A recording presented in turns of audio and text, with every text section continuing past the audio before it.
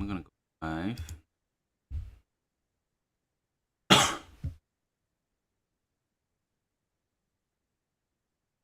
Okay, we're live.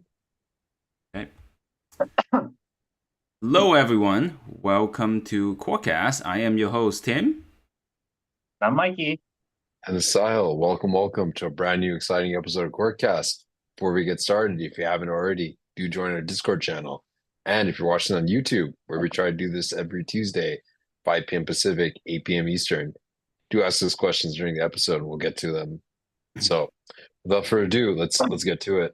So Tim and Mikey, one interesting topic that we thought might be of interest to listeners is the second law of thermo, or and as it's so called, law of increasing entropy.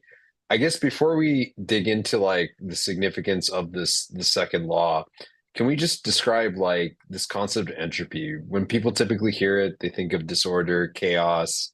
I just want to kind of like first align on definitions, and then we kind of work our way forwards of how this plays into everyday life. I guess, Mikey, you go first. What do you think, Tim? Most Should excited. we define what entropy means at like a technical level? I'm kind of like, because I don't know if that's really necessary for this discussion, but I don't know, maybe it might be useful. I think we can just loosely describe it. Fine. Yeah. So like intuitively, like, if I look at like an object that has structure, right? Like, for example, like a chair. A chair has structure. It was intentionally built to have a certain shape. And oh gosh. Okay. Let's just define what entropy means at a technical level, since I've already started it.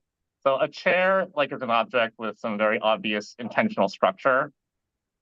And if you imagine rearranging the molecules of a chair, there's a certain number of different ways you can rearrange it so that it still looks like a chair, right?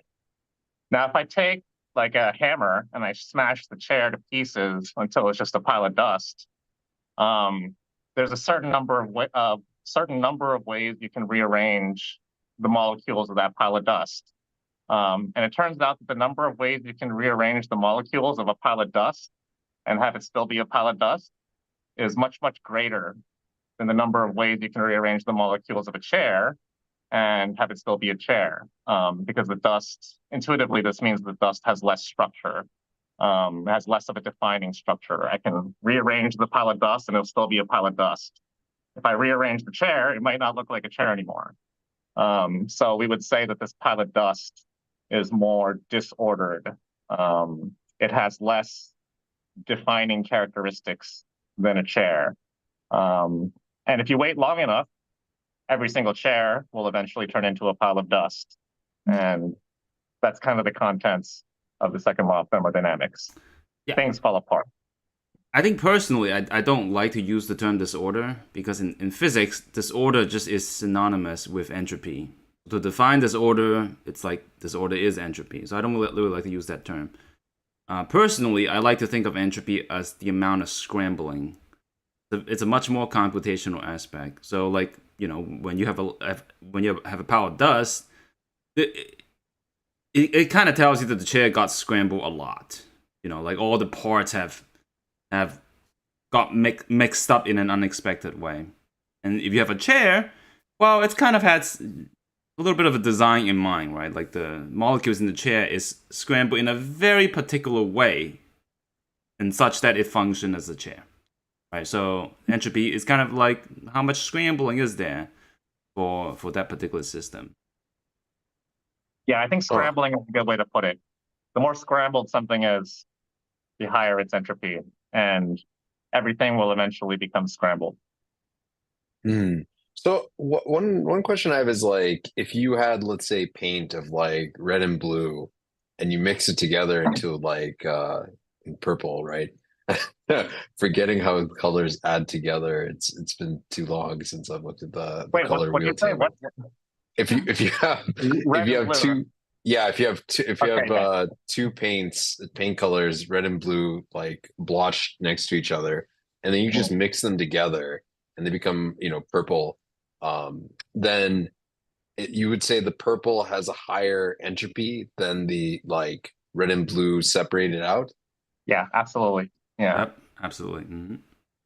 Okay. Yeah. Okay. And you can think of the same principle, right? Like if I have like a can of red paint and a can of blue paint, if I just scramble them any which way, it'll probably become purple. There has to be a very particular arrangement of those molecules in order for you to recognize it as a separate red and a blue. But if you mix them and and it becomes purple, you can, scramble it any which way, it'll still be purple. Okay. So I guess like Tim, you mentioned you don't like thinking of entropy as disorder, but more as scrambling. I guess like is there a limit to how much? I mean, I guess this is a little bit of an aside, but I think might be interesting to note to the audience at a brief level. Is there like a limit to how much you can scramble something? Like what Yes, is like the maximal scrambling that you can possibly do? Is it there infinite or is it is. bounded? There is. Physicists actually have thought about this experiment. If you imagine you take, like you can argue, well, what is the smallest unit that you can scramble? And it turns out to be bits of information that you can scramble. And physicists have run this thought experiment. Well, what if I maximally scramble it? What does that object end up being? And it turns out it's a black hole. But we're not going to get into that. But yes, the maximum amount of scrambling is a black hole. Gotcha. Anything else you want to add to that, Mikey, before we move on? No, I mean it's a fascinating and intriguing fact that I agree with Tim. We shouldn't get into right now. It's just a shame to drop such a tantalizing and intriguing fact and not go into it. Maybe we can do another episode about that later. I mean, just to answer your question, right? That just it's a fact, but it's not obvious why, but it is a fact. The maximally scrambled stuff is a black hole. Okay. All right. Well, I guess this will be a way for listeners to tune into a future episode where we might talk about it. Yeah. So I guess so entropy, I guess Mikey, how if you happen to know, do you know how entropy even like came up? Like maybe some historics of how entropy like why it was thought of and why it's even a useful quantity to begin with. Holy crap! I do not know the historical. Well, I mean, I think it all started with heat engines, right? I think that back in the days. Yeah, it was boring. It was about like trying to make refrigerators and stuff. It has a boring history of like because like one of the consequences of this second law is the fact that you can't. Yeah, one of the most famous engineering consequences is that you can't have so-called perpetual motion machines. You can't have something that just runs forever because that would imply that disorder or scrambling is not increasing with time. And that's like pretty much as close to like an ironclad law of physics as you could possibly get. So I think it really came up in the context of engineering and people trying to design perfectly efficient systems. Because one of the consequences of the second law is that there's no such thing as perfect efficiency. Yeah, oh, go ahead, Tim. Sorry. Yeah, I think historically it started with a very simple concept. People are trying to come up with limits of engineering, right? Like what are some of the best engines we can build? What are some constraints on how efficient we can push these engines? But I think the concept of entropy has morphed. Since then, it has been applied to almost every subdiscipline in science, from astrophysics to particle physics to even biology and all sorts of stuff. It turns out that this concept of entropy is a very universal concept. And the moment you try to zoom out in a system and try to study its macroscopic properties, this notion of entropy comes to be. And it's just a very powerful tool to give you a loose sense of what a behavior of a system. Makes sense. So I know we've mentioned second law a few times. Can we just state maybe slightly more formally what the second law is and then break it down and like dig into what it actually means, like practically speaking? You mentioned things about engines, but maybe more, or heat engines rather, but maybe more like in today's world, like what would be an example of second law in action? So let's start with definition and then like pragmatically, what does it mean? I'd be tempted to just say, like, just to borrow Tim's, everything is becoming more scrambled with time. I don't know. Is that too simple, Tim? What do you think? No, I think that's fair. I mean, it's almost like if you think of an analogy, it's like imagine the universe is like a deck of cards, which is Mhm. constantly being reshuffled, right? But we're in the process of getting reshuffled. Like at the beginning of the Big Bang, all the cards are kind of ordered in some ways, and slowly just getting reshuffled back and forth, back and forth, back and forth. We still have some structure in the cards. You know, it's not totally arbitrary. But as time goes on, yeah, there's more and more shuffling of this metaphorical deck of cards of the universe. So yeah, it's getting more scrambled. Yeah. Actually, I want to stop there and kind of ask maybe arguing from the opposite point of view and see what you guys think. So when I look around the world, I see like more and more complex organized structures forming. Like you get organisms that evolve and become more complex, but they're still very ordered. So you're telling me the scrambling is increasing, but when I like look in my everyday experience, I don't see that as much, apart from the case where, I'll beat two eggs together and mix them together, mix paint together. But like macroscopically, when I see things, it seems like things are being more ordered. So what's sort of the consequence, or how does this law still apply? Because That is Mikey, you have an magic. interesting. It's magic that we look around and we see things that are ordered. That is the magic of life. Life, you could almost define life as something that um, creates, or it doesn't create order, but it sucks order out of other things, right? Like, so in order for us to maintain the cellular structure of our body, which is highly ordered, right, we have to consume food. We have to consume plants, and we have to consume animals, which are also highly ordered. And what does that eventually turn into? It turns into poop, which is very, very disordered. So you can almost think of us as engines that are sucking order out of our surroundings and using it to maintain our own order. And one of the consequences of that is the expulsion of waste. And if you can even take this back to like this historical origins of the idea of entropy. If you look at like engines, right? Engines produce waste, like typically in the form of heat. A perfectly efficient engine would not release any heat waste. It would use, recycle all that heat back into its own functionality. But as we mentioned, there are limits to how much you can do that. There's no perpetual motion machines. You have to have some kind of waste product in order to get any kind of useful work. So even though we look around, we see things that are highly ordered. These highly ordered objects and processes are constantly producing disordered waste. And if you look at the sum of all things from a bird's eye view, you would see that there's more waste being produced than order being created. Yeah, and I think I'd like to add. I think there's a common misconception about the second law, and people think that whenever we say entropy or scrambling increases, people always think that then entropy has to increase everywhere at once uniformly. But that can't be further from the truth. I mean, using this deck of card analogy, like imagine I have a deck of cards with like trillions of cards, probably way more than that in nature, right? If you keep shuffling, eventually you're gonna get some small part of the card.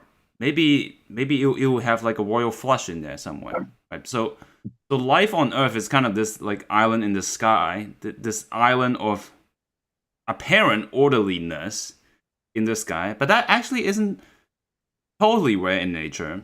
In nature, we actually see a similar structure. Like if you zoom into a snowflake, see a lot of structure there. You zoom into a crystal, or you zoom into a tornado, weather patterns, and all sorts of things. You actually see islands of orderliness, loosely speaking, everywhere in just natural processes. So this actually goes beyond human and life. It extends to our natural world. That is an interesting analogy. So like these pockets of quote unquote low entropy, but overall the system as a whole, where the entropy or scrambling is going up. I guess Mikey, you were one thing I wanted to ask you about. I'm trying to recall what you were mentioning. I guess it'll come back to me later. So Okay. yeah. So I guess like so so you mentioned we can think of life as like these would you say entropy sources or sinks? Sources, yeah. We produce disorder with our poop, and we suck in order with our mouths. It's basically how it works. Okay, as I assume all of life. Actually, okay, now I remember my question. Why is it so difficult to like create like intuitively? Why is it so difficult for me to like create a perfectly efficient engine? Like, I mean, there's energy and heat. What does it mean usable energy? Like, why can't I use that energy? I th- Oh, that's a tough I question. I think that's a matter of statistics. Because remember, Hmm. these laws of thermal physics, they're not absolute statement. They're statistical statements. Or even though a lot of times the probability of something happening is so overwhelming, like probably 99.99999%, right? Hmm. That we almost think of it as facts. But remember, these are statistical properties. Even though like entropy should go up, it only goes up with a very high probability. And of course, when you average Hmm. over the entire universe, that probability becomes overwhelming, right? But we have Hmm. to remember that it's a probabilistic statement. And coming back to your question, what was it again? It was about. The question is like, why can't we extract energy out of heat? Like, heat has energy in it. It's, particles bouncing around. These, at least at a high Oh, level, that's how I think about it. right, Why yeah. can't you use that to do Mhm. work? Like, Yeah, yeah. and this is basically going back to statistics, right? Like you have a large system, and in order Mm, for you to have perfect control, you have to be able to interact with every single molecules. mm, And that's basically statistically impossible. There's always some mm, leakage, and whenever there's leakage, those leakage of the parts of the system that you don't control is gonna tend to scramble one way or another. And it's because of mm, that you always will be stuck with these statistical averages. You're never going to be like exceptional all the time, right? So as mm, a result, you kind of have to follow these statistical laws. So I would say, yeah, it's just a limitation of all of the process that we consider. It's a limitation of engineering that you can never take everything into account. You're always going to miss something.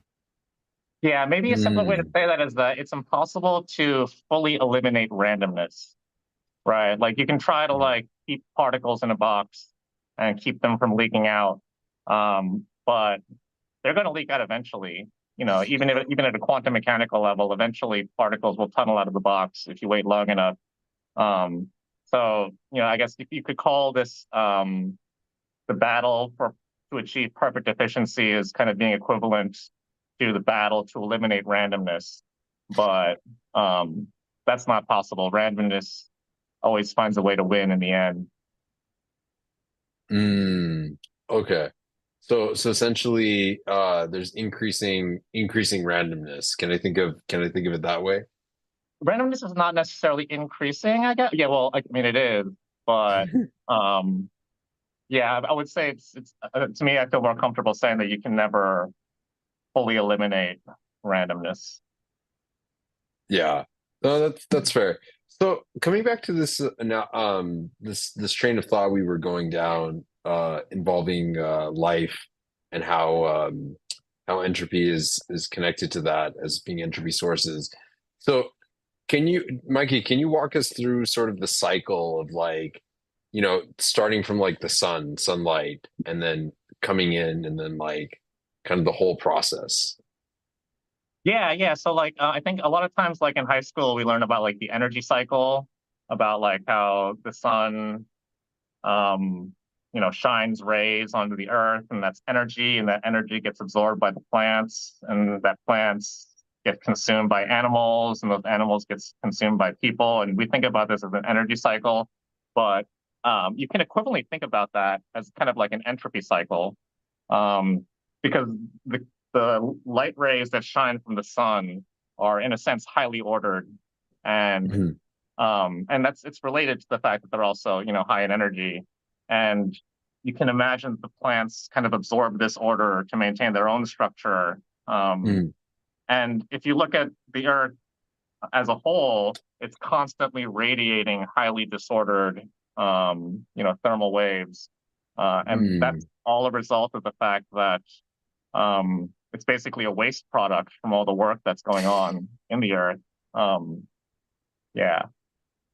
I mean, even to the point, like, when you're mowing the lawn, right, you're expending energy and you're sweating, and you're releasing low energy radiation from your body, and that's a result of the high or the low entropy food that you consume. Mhm. Would you say that, like, does it go from, if we imagine, like, light has some amount of order, and then plants have a certain amount of order, and then we have a certain amount of order, does it go from, like, more and more order? Like, the more ordered you are, would you say the more, like, waste you expel to maintain that order? Is that fair to say? Yeah, I think that depends on the efficiency of the system, but at each Mhm. step of consumption, there is some waste being produced along that way. Gotcha. And then, Tim, one question for you. We've discussed this many times before, but just curious to, hear, let the audience hear your perspective on this. So, a lot of people talk about, like, oh, like, certain processes happen because the universe wants to maximize entropy. So, what are your thoughts on the statement of, like, life exists as a way because the universe created life in order to maximize entropy? Like, it's a more efficient way of maximizing entropy. Yeah, I would say these laws of thermodynamics are actually incomplete. Right? Of course, the Mhm. universe. I mean, these laws roughly tell you the beginning and the end. The universe Mhm. starts with low entropy. It's going to end up with high entropy, right? But it doesn't exactly tell you how we're going to get there. We're kind of in the process of getting there. And of course, every little step of the way, you can also use this law of thermodynamics in conjunction, right? But humans being on Earth and creating civilization and all that, these are like the little ripples of staircases where we're going down this path of increasing entropy. And for example, like you can argue, well, gee, like how do cells replicate? DNA reproducing themselves, or things like proteins and RNA forming, right? Their formation ultimately is through chemical reactions, and chemical reactions occur in a particular substance, and when the conditions are optimal. And whenever chemical reactions happen, the laws of thermal physics is obeyed. It's the most efficient path at that moment to create entropy, physically. So you can roughly summarize these large-scale chemical reactions that way. And so, like each little step for me moving my fingers because of chemical reaction in my muscle and cells, the blood flowing in my body, which is also chemical reactions left and right. These are all dictated by little, just kind of like, I wouldn't say maybe like little accidents, just at that moment, right there, that was the most efficient path for entropy to get created. And these little paths somehow created very complex things like, molecules that self-replicate and organisms that undergo evolutions and whatnot. Yeah. And anything you want to add to that, Mikey, or? Yeah, but it's kind of gross. I don't know. Like, imagine if I ate like an apple, right? And what I pooped out like looked kind of similar to an apple, right? Then I wouldn't be producing much entropy, right? Because my waste looks very similar to the input, right? Um, the fact the fact that my poop is so, disordered and smelly is like a testament to the fact that I'm a very efficient machine for sucking the order out of my food and creating disorder. Tim, do you think that's a fair yet gross analogy of what you're saying?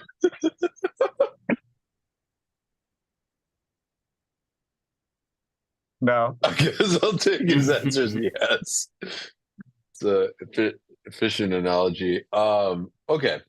So I remember, Tim, there was this article that you shared with us, written by Quantum Magazine, about this connection between entropy and life.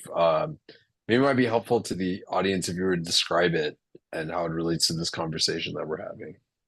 Yeah, and this article is basically about how life ultimately does generate entropy, and to the physics community, it is a little bit of a conundrum.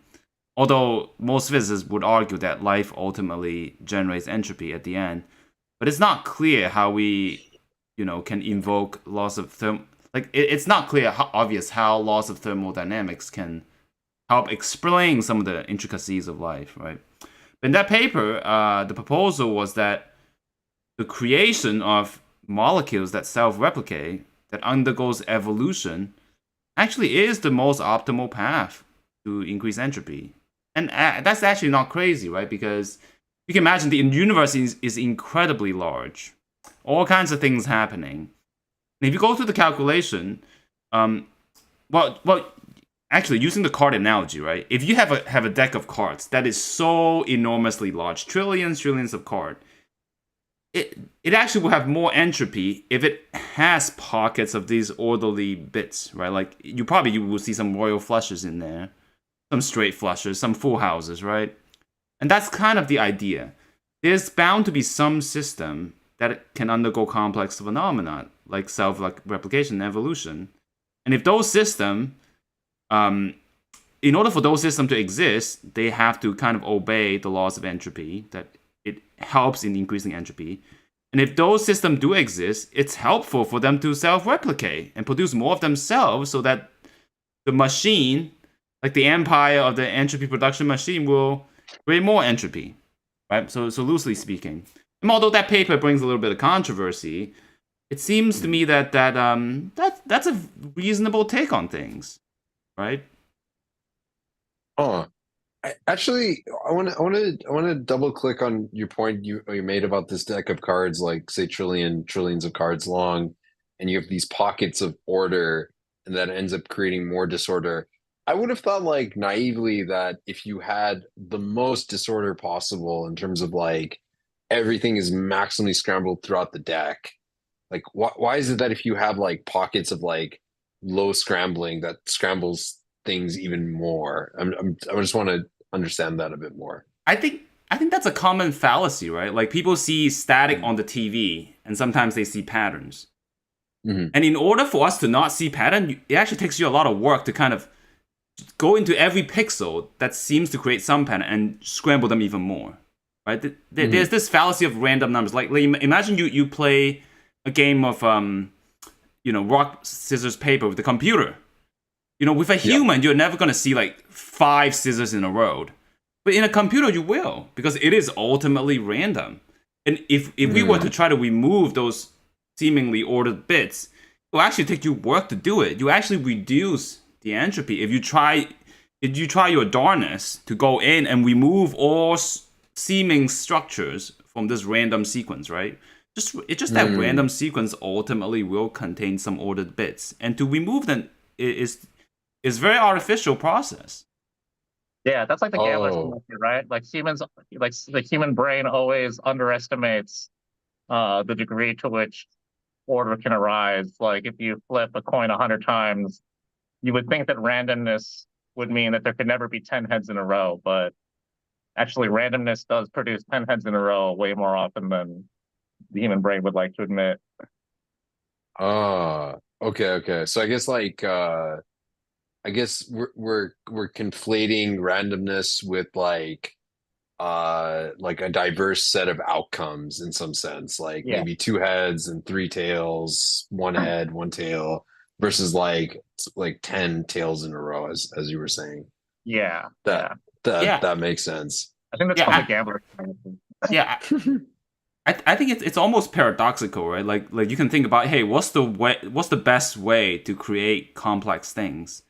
It's actually not through maybe like intelligent design or anything, because that takes a lot of energy. And in fact, maybe in our universe, the most efficient way to create complex things is to just have things randomly scramble around. Have monkeys typing on a keyboard randomly, and just we generate these patterns. Because look, the universe is infinitely large, at least as far as we know, and time is infinitely long. Wait, right? We did an episode about how there's no such thing as infinity, so let's. Of course, that's that's true, but I would say these are the largest asset that the universe has, right? So the universe is not afraid to spend it, basically. Okay, that makes sense. I guess if you have an near infinite amount of resources, your best strategy is to do things at random, it seems. Yeah, it's also the only way to explore all the different possibilities, which is, Mhm. another crucial element to building complex structure. Yeah. Yeah. And I think a good analogy is I think Micah, you study some of this. It's like tornadoes, right? Tornadoes seems to have a lot of structure, but ultimately it's the most efficient way at that moment in time to mix up the weather patterns. Yeah. Wow. That is interesting. I guess so then by this definition, would you consider a tornado to be I guess like loosely speaking alive in quotes Yeah. due to No, this like totally. entropy-esque kind of thing? Yeah. I would go so far as, and I kind of had a debate with biophysicist William Bialik about this, but because I would define life as any kind of entropy source. And Mhm. his counter argument was like, well, then you have to say that crystals are alive, because crystals spontaneously form ordered structures. And I would say, yeah, a crystal is alive. It's just not nearly as alive as I am. Mm. But I would say that crystals are living organisms in some sense of the word, in the abstract sense of the word. Yeah. I guess Tim, would you say that or would you Uh, go the opposite direction of Mikey? I don't think I'll go against the prevalent definition of life. I think it's fine. Not a biophysicist. I'm not going to argue with, whatever the established definition is. All right, all right. Keeping your nose clean, Tim, I see. Concerning. Okay.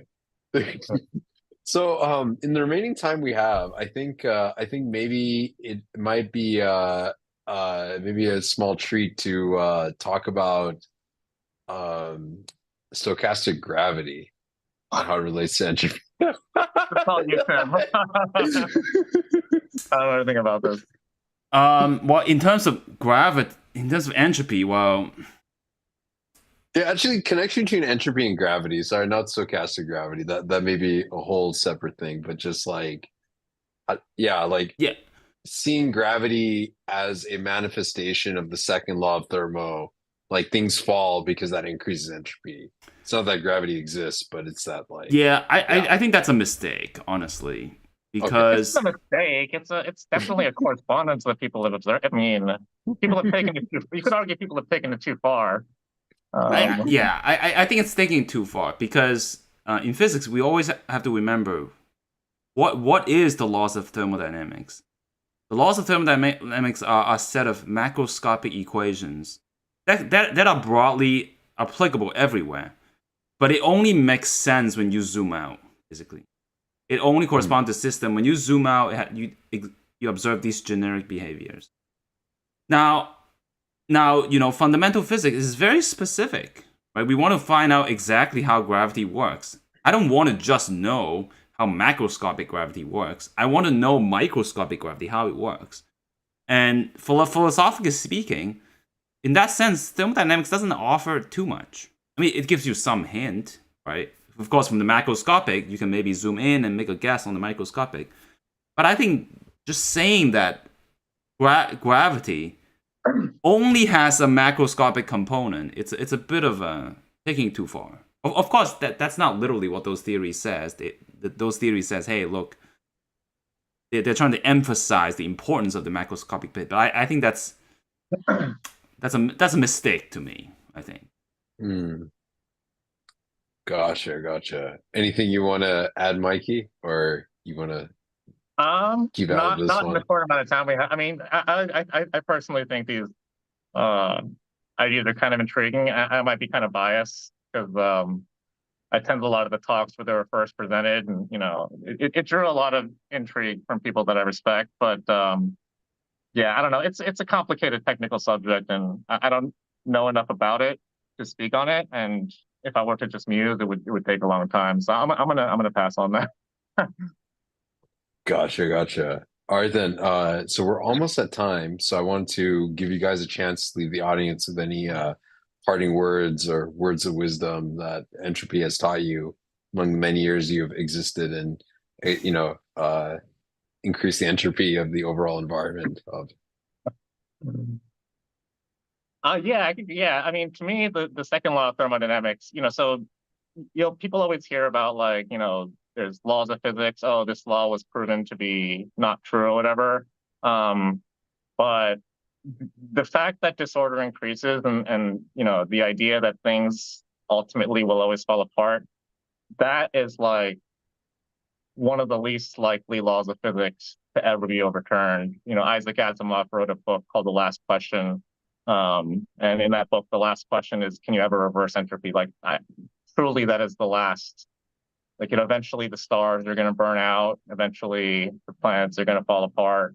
The last question that any intelligent human being could ask is, is it possible to reverse this? And the answer is most likely no. So it seems like a depressing kind of thing that everything is ultimately destined to fall apart. But I think that's not the way I look at it, because you have life, and life, as Tim mentioned, like the fact that disorder and randomness and chaos is increasing, it doesn't increase everywhere at the same time. Our own bodies are maintaining low entropy states throughout our life. And so to me, that kind of defines what life is, and it kind of defines the purpose of life. The purpose of life is to fight against the decay and to fight against the chaos and to fight against the death and the randomness and all that. So to me, the second law of thermodynamics kind of informs like the purpose of existence, which is to fight against decay. And we do it naturally when we heal, and we should do it consciously with our actions as well. Yeah, well, to summarize, I would say that the second laws of physics, I mean, it's very much popularized everywhere online and on different websites, different articles. But keeping in mind that it's a very rough law. It's like taking a super bird's eye view, bird's eye view all the way zooming out in the universe. While that's a helpful guiding principle, it doesn't tell you the details. And like Mikey was saying, when you zoom in, just because entropy increases doesn't mean like the universe is a big old empty nothing, right? And in fact, these are like order and disorder. They're not it's not like a dichotomous opposite, And in fact, we see that in the universe. In order to see the orderly structure of humans, we need this. Actually, we need this staircase decay of the overall increase of entropy in the universe. And it, maybe in the future we'll find out that the existence of life itself and intelligence may actually be prediction, or at least play well, and probably will. It might just be part of the consequence of this second law. So, and I guess there's a little bit of a poetic justice here, kind of, like in chaos there is order, and in some sense, without it, maybe there would never have been life to begin with. And in that way, you can argue that kind of chaos and disorder, chaos and order are different sides of the same coin, just like how life and death is the different side of the same coin. One cannot exist without the other. So it's kind of like a poetic lesson from physics.